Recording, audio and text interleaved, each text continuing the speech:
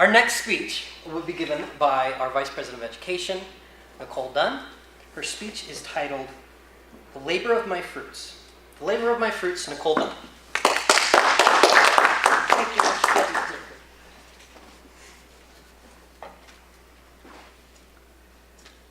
I like to challenge myself, both spiritually and intellectually. I always try to be a better person than I was the day before. Doing so requires a lot of self-reflection. Today, I have challenged myself to gain a deeper understanding of my behavior. I hope to challenge you as well.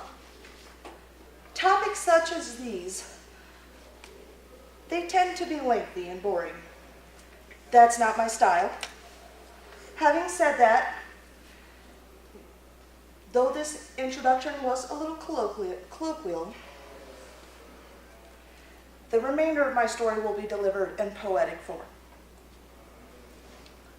Stay seated, relax, as I present a soliloquy about how this passion of hard work was instilled in me. The other day, my manager proposed a query, quite a large question once put in theory. She said to me with a look of flabbergast, "Have you always been like this? Were you this involved in activities in your past?" Delving into my memory, have I always been this way? It seems second nature to me, but looking around, we're not all the same. In the dispute between nature and nurture, I'd have to err on the side of raising. The product of two completely different types, but the rearing could be referred to as hazy.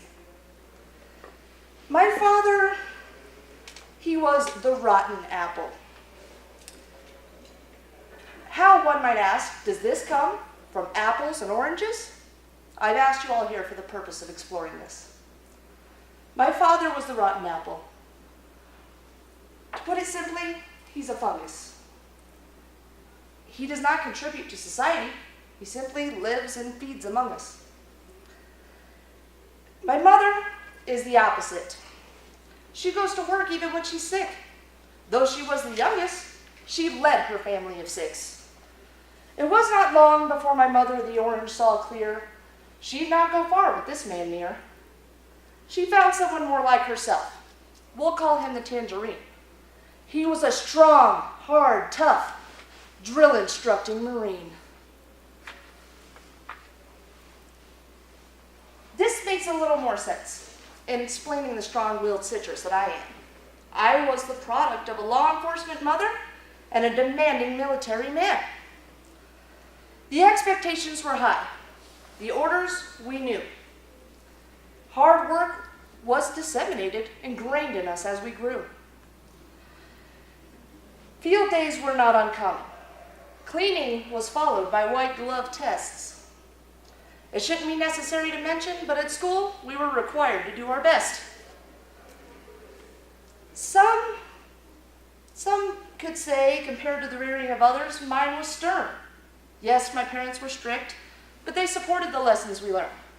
Hard work comes with profit. True benefits to be had. All are worth pursuing and ironclad.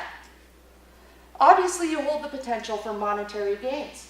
Every year, I saw my parents more freed from their obligatory pains.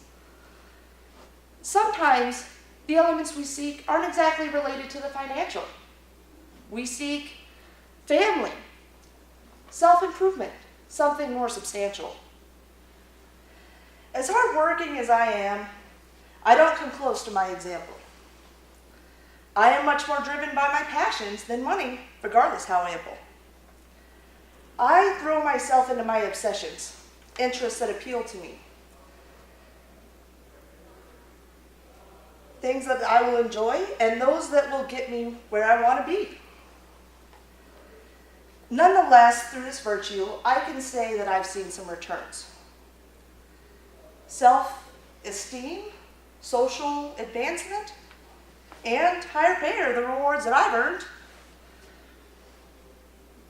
If you screw your courage to the sticking point and put your efforts to the fullest diameter, then you too can achieve what I have, even without using iambic pentameter. The true point is focus and a little bit of desire.